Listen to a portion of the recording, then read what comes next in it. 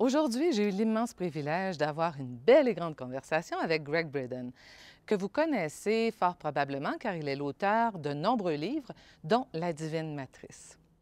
Ensemble, nous avons parlé de l'existence d'un champ vibratoire, un champ quantique, auquel nous sommes tous interreliés. Est-il possible, selon vous, qu'une telle réalité existe? Et si oui, comment ça fonctionne? Et surtout, qu'est-ce que cela a pour effet sur nous et sur le monde dans lequel on vit? Et comme je suis formatrice de l'Institut HeartMath en Californie et que Gregg Braden participe de près aux recherches scientifiques menées par cet institut, vous comprendrez que je me suis grandement intéressée à l'intelligence du cœur et à la puissance de notre connexion cœur-cerveau. Lorsqu'on arrive à établir une véritable connexion cœur-cerveau, lorsqu'on entre en cohérence, vous avez sûrement déjà entendu ce terme, un phénomène fantastique se produit à l'intérieur de nous. Gregg Braden explique ce phénomène de façon magnifique et je vous invite à l'écouter très attentivement.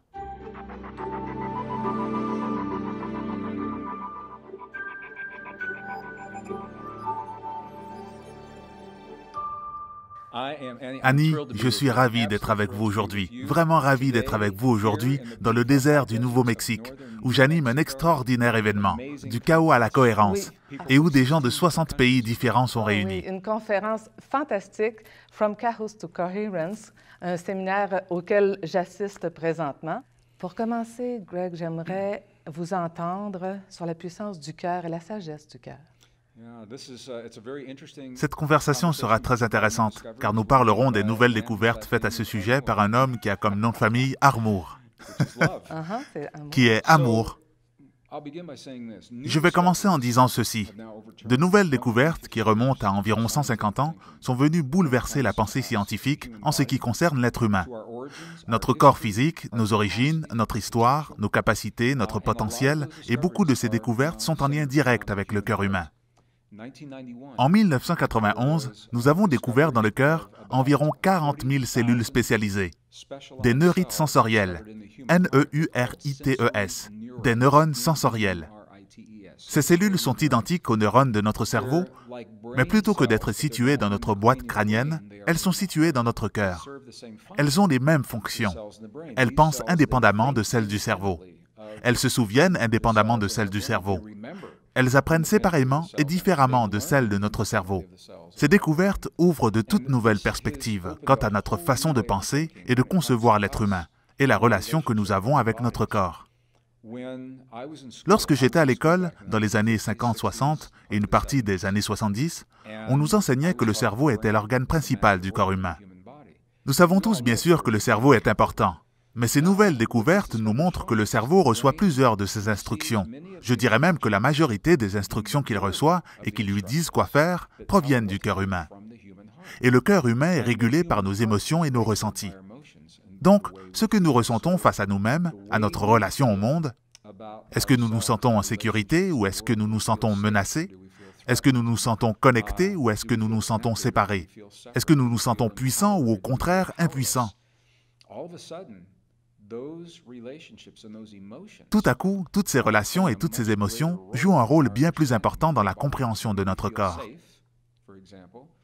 Par exemple, lorsque nous nous sentons en sécurité, notre cœur envoie un type de message à notre cerveau et ce signal libère des substances biochimiques qui reflètent ces émotions. Donc, si nous nous sentons en sécurité, notre biochimie, notre système immunitaire est plus fort. Nos enzymes de jeunesse sont renforcées, nous sommes plus jeunes, plus forts. Mais si au contraire, nous nous sentons menacés, si nous avons l'impression que notre monde est dangereux, le message envoyé par notre cœur à notre cerveau est différent. Et le cerveau se dit « Je dois produire des éléments biochimiques différents ». Et ce signal de stress se transforme par un niveau d'adrénaline élevé, par un niveau de cortisol élevé, et lorsque ceci survient, notre système immunitaire arrête de fonctionner. Cela freine la production de télomères, les enzymes de longévité, et cela affecte plein d'autres systèmes encore. Donc cette relation entre notre cœur et notre cerveau est beaucoup plus qu'une métaphore. C'est une relation littérale, factuelle, énergétique et chimique. relation que nous commençons tout juste à comprendre au niveau scientifique. Toutefois, ces nouvelles découvertes scientifiques rejoignent ce que les traditions ancestrales, religieuses ou spirituelles les plus anciennes ont toujours dit de façon presque universelle, que la relation que nous avons avec notre cœur est la clé de notre bonheur, de notre santé, de notre sécurité, de notre bien-être. Maintenant, la science commence à dire la même chose. J'ai passé une grande partie de ma vie adulte à rechercher des textes anciens et sacrés provenant des traditions anciennes ou chez les indigènes. Je suis allé à des endroits où ces informations ont été soigneusement préservées. Dans des monastères éloignés, dans les hauts plateaux du Tibet, en Bolivie, au Pérou, en Inde, au Népal, dans les déserts du Nouveau-Mexique, chez les aborigènes d'Australie et d'Afrique. Et aussi différentes que ces cultures puissent être, ce qu'elles ont en commun, c'est qu'elles disent toutes que c'est cette relation que nous avons avec notre cœur qui est si importante, que c'est là que nous trouvons notre puissance. Durant des siècles, nous avons cru que nous devions partir étudier dans des monastères, au sommet d'une montagne, que nous devions abandonner notre famille, notre travail ou notre carrière, afin d'apprendre à maîtriser cette relation avec notre cœur, mais ce n'est plus vrai. Nous comprenons mieux tout ceci au point où nous pouvons l'intégrer dans notre vie, de manière à être en meilleure santé, à avoir de meilleures relations les uns avec les autres, à créer des familles plus solides et plus heureuses, et des sociétés plus saines, basées sur ces nouvelles relations. Et tout cela ayant comme fondement ce lien entre le cœur et le cerveau, là où nous pouvons nous connecter à notre intuition, où nous avons accès à notre subconscient pour pouvoir changer des schémas malsains que nous ne voulons plus. Nous savons maintenant comment déclencher des réponses immunitaires puissantes et tout ce genre de choses. Nous savons maintenant que nous pouvons le faire sur demande. Et c'est une manière de penser très différente et contraire à ce que l'on nous a enseigné. C'est une très longue réponse, mais je voulais préciser tout ceci avant de poursuivre les autres questions. Comment pouvons-nous introduire, incorporer cette cohérence dans notre vie? Vous utilisez un mot dont nous n'avons pas encore donné la définition, et je vais le faire maintenant. À chaque instant de la journée, il y a une conversation permanente qui se fait entre notre cœur et notre cerveau. Et cette conversation s'appelle la cohérence. Lorsque cette conversation est optimale, lorsque c'est une très belle conversation, cela peut être mesuré électroniquement. À 0,1 Hz, c'est une fréquence très basse. Notre oreille ne peut pas entendre cette fréquence. Cela signifie que nous pouvons ressentir ce sentiment dans notre cœur, qui déclenche une fréquence de 0,1 Hz entre le cœur et le cerveau. Et à ce moment, nous commençons à harmoniser notre cœur et notre cerveau, à entrer en cohérence. Et une façon d'y arriver est en ressentant certaines émotions comme par exemple l'appréciation, la gratitude, la compassion, l'attention. Ce sont ce genre de sentiments et d'expériences qui relient, qui créent ce signal, cette connexion entre le cœur et le cerveau, d'une manière très puissante. Il y a des techniques qui sont très bien développées dans les traditions indigènes ou dans des laboratoires scientifiques. Elles impliquent la concentration, la respiration et le ressenti des émotions. Et tout cela est mis ensemble d'une façon très simple, afin que nous puissions créer cette harmonie, et c'est bien de cela dont il est question, de créer l'harmonie entre notre cœur et notre cerveau.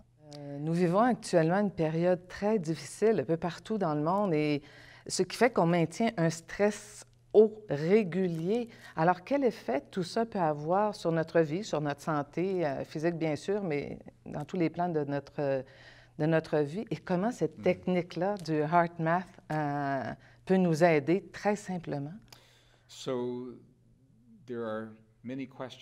Il y a beaucoup de questions dans cette question. Je vais commencer par dire que les plus grands esprits de notre temps nous disent que ce n'est pas un moment ordinaire que nous vivons actuellement dans l'histoire du monde.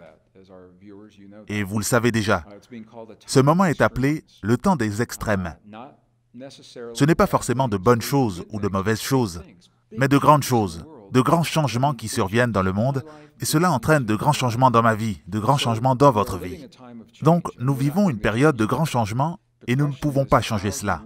La question est la suivante. Comment pouvons-nous répondre à ces changements? C'est pour cela que je trouve que ce travail est si important. Parce que plus nous nous connaîtrons nous-mêmes, plus nous pourrons répondre positivement à ces changements, d'une manière saine dans notre vie. Nous ne savons pas ce qui arrivera dans le monde, mais nous pouvons savoir de quelle façon nous réagirons face à ces changements. La résilience au changement est une grande partie de ce que nous allons parler maintenant. La résilience, c'est notre capacité à accueillir le changement et à rebondir et prospérer, non pas survivre, mais bien prospérer dans ce monde en transformation. Donc, nous vivons dans un monde en transformation, et je veux que vous sachiez que le monde change à ce point Parce qu'actuellement, 3 cycles naturels convergent ensemble, d'une façon inhabituelle, rare et tout à fait exceptionnelle. Les cycles climatiques, les cycles économiques et les cycles de conflits humains sont tous le résultat de rythmes naturels, de processus naturels. Et les êtres humains peuvent contribuer au conflit, au niveau climatique par exemple, mais même s'ils n'y contribuaient pas, ces cycles seraient tout de même présents, car ils suivent les rythmes de la nature. Ils sont en relation avec le Soleil, la Terre, les champs magnétiques et le système nerveux de l'être humain, et tout ce genre de choses. Nous vivons un monde exceptionnel de l'humanité. Une rare fenêtre de changement s'est ouverte, créée par la convergence de ces 3 cycles, à ce moment de notre vie. Chose qu'on n'a jamais vue en 5000 ans d'histoire. Donc, c'est le changement qui crée le stress dans notre vie, parce que nous ne savons pas ce qu'il va nous arriver. C'est l'incertitude du changement qui crée le stress. Plus nous nous connaissons nous-mêmes, moins les changements nous font peur. Plus nous avons confiance en notre capacité de gérer les changements, moins ils nous affectent. Beaucoup de personnes et plusieurs gouvernements essayent d'arrêter ces cycles. Ils essaient de freiner les changements climatiques, ils essaient d'arrêter les changements économiques, ils essaient de changer la façon dont les gens et la société interagissent ensemble afin d'arrêter les conflits. Et ceci crée le stress, car on ne peut pas arrêter ces cycles. Ce que nous pouvons faire, c'est accueillir ces cycles et apprendre à prospérer à l'intérieur de cette nouvelle réalité. C'est la nouvelle normalité que nous vivons actuellement. C'est un monde de volatilité que nous verrons apparaître au cours de notre vie. Soyons honnêtes, nous verrons des climats instables, des économies instables et des conflits humains dans cette fenêtre du temps. Lorsque nous acceptons cela, nous commençons à nous sentir différents face à nous-mêmes. Et nous reconnaissons que ce que nous expérimentons est le chaos, qui nous mène à un ordre supérieur. Lorsque vous regardez la nature, à chaque fois que la nature suit un modèle, un pattern qui existe, et qu'elle décide d'aller vers un pattern différent et plus complexe, vers un état supérieur, ce premier modèle doit s'effondrer pour passer au suivant. Et nous savons tous cela. C'est la même chose pour notre travail. Si nous voulons quitter notre emploi pour aller vers un autre emploi, nous devons traverser une période chaotique. Et parfois cela fait mal de quitter un emploi, ou encore de mettre fin à une relation. Pour quelque raison que ce soit, parce que cette relation est difficile, ou pour quelqu'un que nous aimons, si nous avons besoin d'aller vers une autre relation, nous devons traverser le chaos que cela nous fera vivre. Notre monde traverse actuellement le chaos d'un mode de vie non durable, insoutenable. Nos systèmes sont basés sur des gouvernements centralisés alors qu'ils devraient être basés sur des communautés locales, des énergies locales, des économies locales, de la nourriture locale, dans ces temps extrêmes. Les vieux systèmes s'écroulent, et je ne dirais pas qu'ils sont faux ou mauvais, mais ils ne nous servent plus parce qu'ils ne sont pas durables dans le nouveau monde. Ils fonctionnaient dans l'ancien monde, mais maintenant nous vivons dans un monde global. Presque 8 milliards de personnes vivent dans une communauté globale. Les marchés boursiers, les communications, les systèmes de sécurité, le partage des ressources, la nourriture, l'eau, l'énergie, la médecine. Nous n'avions jamais vécu cela auparavant. Donc ce nouveau monde a besoin d'une nouvelle manière de penser, une nouvelle manière de vivre, et c'est ce qui se passe actuellement. Si nous restons bloqués dans ce chaos, si nous focalisons sur le chaos, cela fait vraiment peur. Mais si nous prenons du recul et que nous regardons le grand portrait et que nous nous disons « Ah, les choses doivent s'écrouler afin que l'on puisse accéder à un ordre supérieur, une société qui est plus mondialisée, qui honore davantage les manières équitables de partage de l'eau, la nourriture et les ressources primaires, de trouver de nouvelles façons de travailler et de collaborer ensemble. » À ce moment, nous ne restons pas pris et figés dans le chaos. Plus nous nous faisons confiance lorsque nous observons ce processus, plus nous savons que ceci n'est pas permanent, que ce chaos est temporaire. Si vous regardez les nouvelles de 18 heures, cela fait peur, car les grands médias ne comprennent pas ce dont on parle aujourd'hui, car les grands médias mettent le focus sur une seule histoire à la fois. Par exemple, aujourd'hui, nous portons toute l'attention sur l'économie et nous disons si seulement nous pouvions régler le problème de la dette mondiale. Ou la semaine passée, nous focalisions sur les problèmes climatiques, étant donné qu'aux États-Unis, il y a eu de grosses tempêtes. Oui, bien sûr, car les gens ne peuvent rien faire. Ils placent toute leur attention sur le problème, mais n'offrent aucune solution. Vous ne pouvez rien faire. Cela stresse et affecte notre corps. Mais si nous prenons du recul et que nous regardons le portrait global, on ne peut nier que ces choses existent. Elles sont réelles, mais cela nous offre une nouvelle perspective. Par exemple, le changement climatique est un fait. Je suis un scientifique, un géologue diplômé. J'ai étudié les cycles de la Terre et les cycles climatiques. Si les humains ne vivaient pas sur cette Terre, nous aurions de toute façon des changements climatiques présentement. Je pense que nous y contribuons, mais nous ne sommes pas la cause de ces changements climatiques. Et si vous regardez l'histoire de la Terre, vous pouvez voir quand le niveau de dioxyde de carbone change. Oui, il y a des cycles de 100 000 ans environ, des cycles de 100 000 ans, de 41 000 ans, de 26 000 ans, de 50 000 ans, et beaucoup d'entre eux convergent présentement. Donc, on constate que lorsque le dioxyde de carbone a augmenté par le passé à cause de sources naturelles, les températures ont aussi augmenté. Les tempêtes ont augmenté et nous nous trouvons dans ce cycle présentement. Alors soyons honnêtes, comment pouvons-nous être résilients face à ces changements si nous ne sommes pas honnêtes envers nous-mêmes face aux changements? Donc si nous sommes honnêtes, nous nous disons « Ah, nous sommes dans ce cycle de changement. Adaptons-nous à ce changement. » Par exemple, prenons le réseau électrique de l'Amérique du Nord, du Canada, des États-Unis et du Mexique et mettons-le sous terre. Enterrons les lignes électriques car nous vivons une période climatique qui risque d'être instable. Nous aurons des tempêtes de glace, nous aurons des tempêtes de vent, nous aurons des ouragans. Mettons ces lignes électriques sous terre afin d'être résilients au changement. Cela donne beaucoup de travail aux gens, beaucoup d'emplois. Nous aurons un système électrique résilient et lorsqu'il y aura de grosses tempêtes, ce sera un problème, mais pas aussi grand qu'il pourrait l'être. C'est un exemple lorsque je parle d'honnêteté et d'adaptation face au changement climatique. Ce qui se passe présentement, c'est que nous voyons les gouvernements, qu'ils soient locaux ou fédéraux, être dans le déni. Ils disent « Ok, ces tempêtes sont rares, cela ne se reproduira plus ou cela ne survient qu'une fois dans une vie. » Donc tout est détruit. Reconstruisons exactement de la même manière que ce l'était auparavant. Mais cela sera détruit à nouveau. Non, parce que ça ne fonctionnait pas dans le passé. Exactement. C'est une manière de penser et c'est ici qu'il est nécessaire de prendre du recul et de regarder le portrait global. Les cycles mènent au changement. Ensuite, vous quittez le portrait global et vous revenez à votre propre vie et vous vous demandez « Où en sommes-nous par rapport à ces changements ?» Sommes-nous toujours en train de penser comme nous le faisons il y a 10 ou 20 ans, où nous pouvons laisser ces vieilles idées et en accueillir de nouvelles, car nous avons déjà les solutions. Des solutions scientifiques et des solutions techniques existent déjà. Notre manière de penser doit maintenant rattraper la réalité du monde et c'est pour cela que nous avons besoin de leadership. Je ne dis pas que cela doit être les Américains ou les Canadiens ou les Nations Unies. Je dis simplement qu'en général, il est devenu prioritaire de prendre soin de nos frères et de nos sœurs sur cette planète. De fournir de la nourriture, là où les gens ont besoin de nourriture, d'offrir des soins et des médicaments, là où les gens en ont besoin, et surtout d'être honnête sur le fait que nous vivons une période importante de changement. Voilà où tout cela commence. Je fais cette formation avec le docteur Bruce Lipton, qui est biologiste, et je suis géologue. Et nous avons tous les deux été invités à présenter une conférence aux Nations Unies il y a quelques années, afin de partager notre vision et nos perspectives pour le futur. Et ce que je leur ai dit, c'est exactement ce que je vous dis aujourd'hui. Nous pouvons nous attendre à ces extrêmes, mais si nous nous y préparons, il n'y aura pas vraiment de problème. Mais si nous n'acceptons pas cette nouvelle réalité et que nous sommes pris au dépourvu, cela deviendra un problème. Je crois qu'il est important d'accepter cette nouvelle réalité et le fait que nous vivons cette période de changements extrêmes. Vous avez dit qu'il y a des outils que nous pouvons utiliser pour faire face à toutes ces difficultés, dont les exercices de cohérence, la cohérence et la puissance du cœur, mais il y a aussi la prière. Et vous dites que la prière est une science. En quoi la prière est une science? Certainement, comme je l'ai mentionné, la science nouvelle est en train de changer la manière dont nous nous percevons. Elle a renversé 150 ans de pensée scientifique.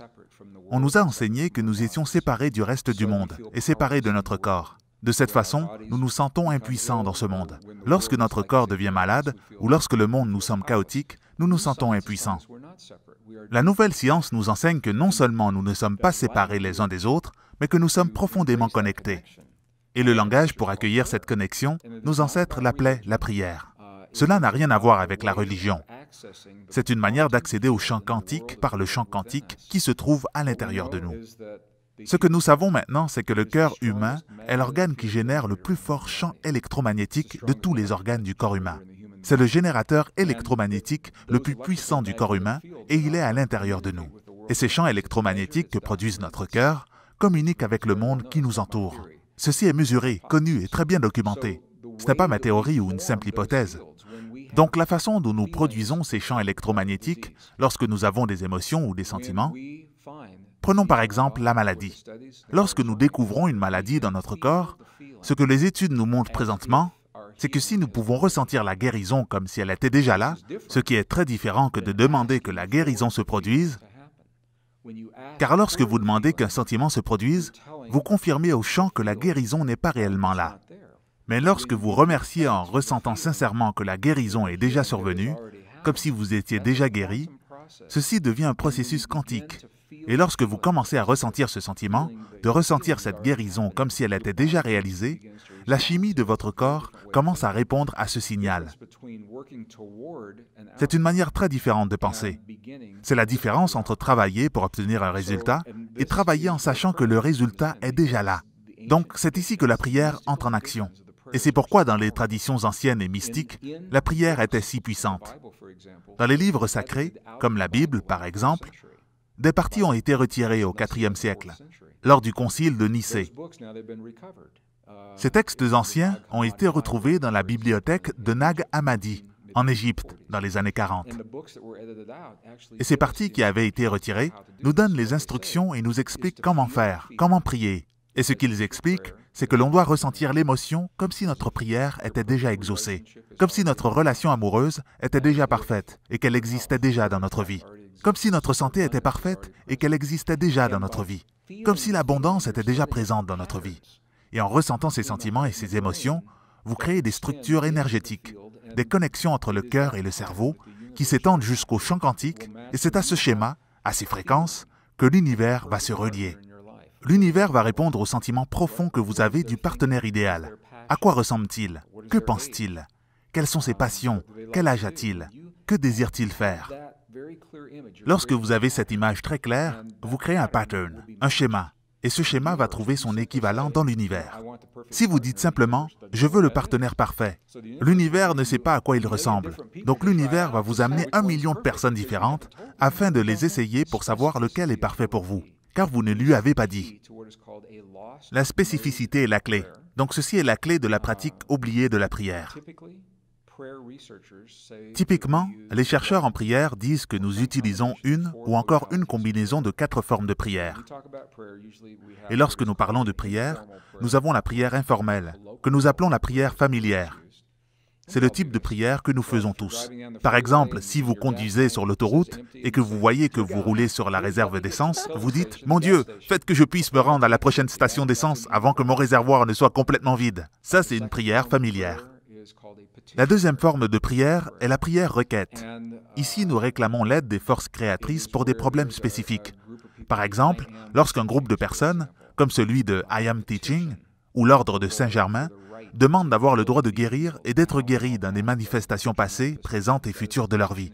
Ça, c'est une prière requête, lorsque vous réclamez le droit de guérir. La troisième forme est appelée prière ritualiste, où vous répétez certaines paroles à un certain moment de la journée ou à certaines périodes de l'année, comme par exemple de bénir chaque repas en disant « Dieu est grand, Dieu est bon », ou bien par exemple de réciter une prière chaque soir au coucher. Ce sont des prières ritualistes. La quatrième forme de prière s'appelle la prière méditative, et certains chercheurs disent que ce n'est pas une prière, mais elle est considérée comme étant la quatrième forme de prière. Et il y a toujours une cinquième forme de prière que les chercheurs n'ont jamais pu identifier, et c'est la forme de prière utilisée dans les monastères tibétains, par les guérisseurs et les chamans du monde entier. Et c'est de cette forme de prière dont il est question ici.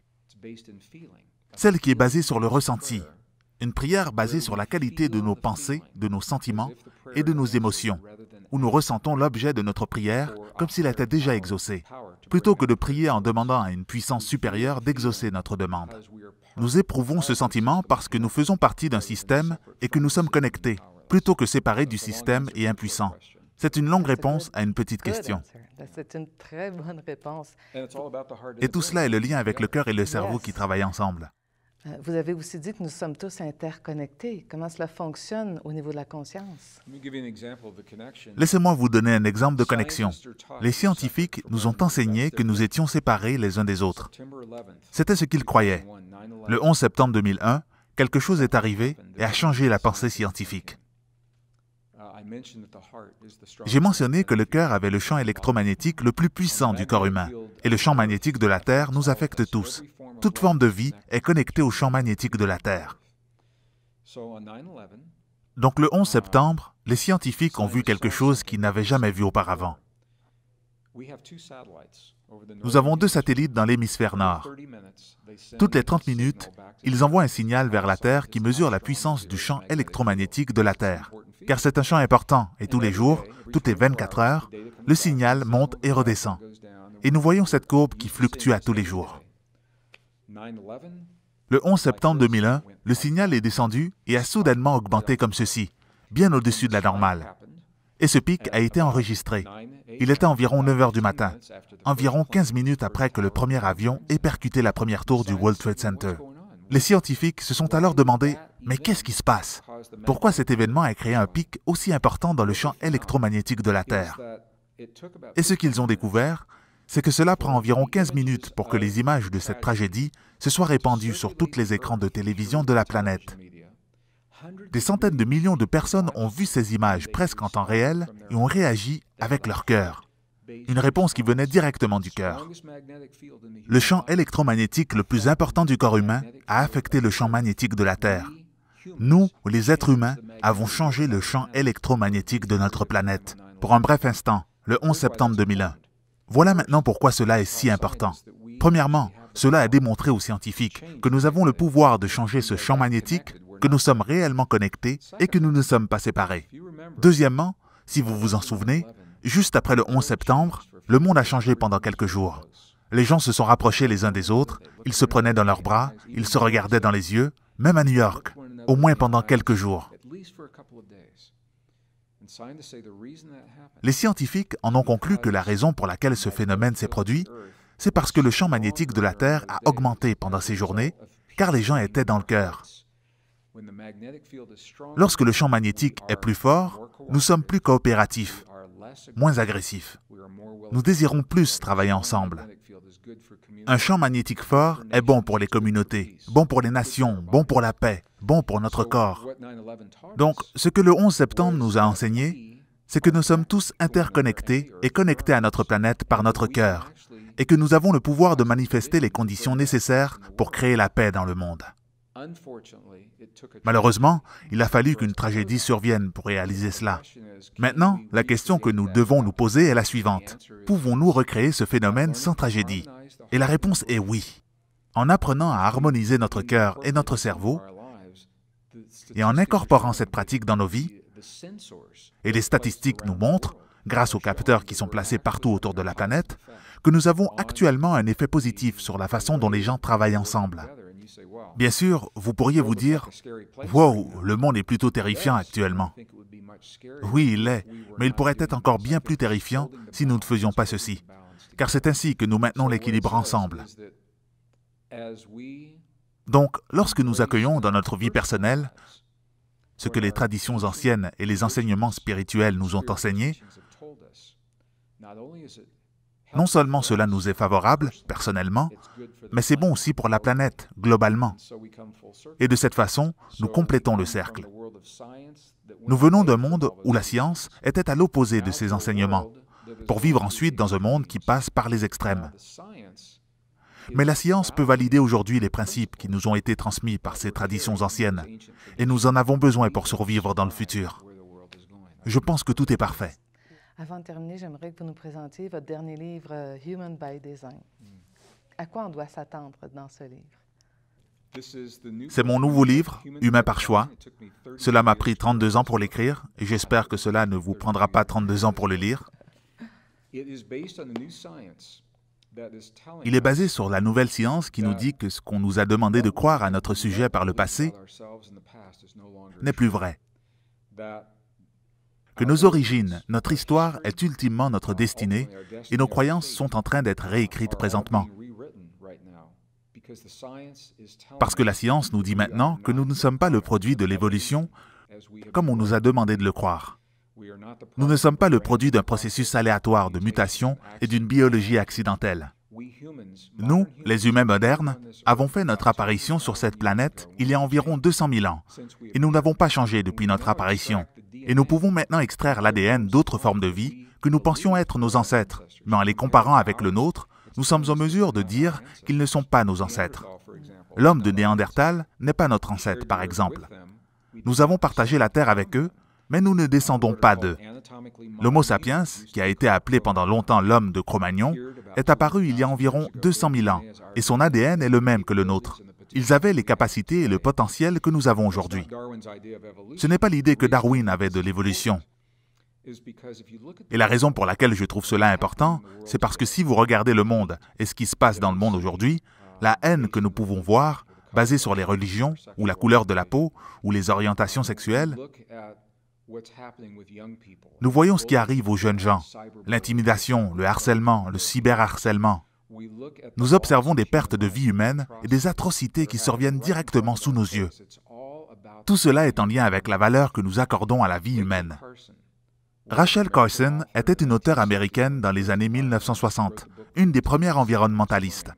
Elle a écrit un livre intitulé « Printemps silencieux » sur les pesticides et le DDT, et ce qu'elle disait est tellement vrai aujourd'hui. Elle disait « Nous détruisons seulement les choses que nous n'apprécions pas, et nous pouvons seulement apprécier les choses que nous comprenons. Les vies humaines ont été détruites à un rythme incroyable, et cela arrive sous nos yeux, et nous n'avons pas envie d'en parler. Mais soyons honnêtes, nous savons que c'est vrai.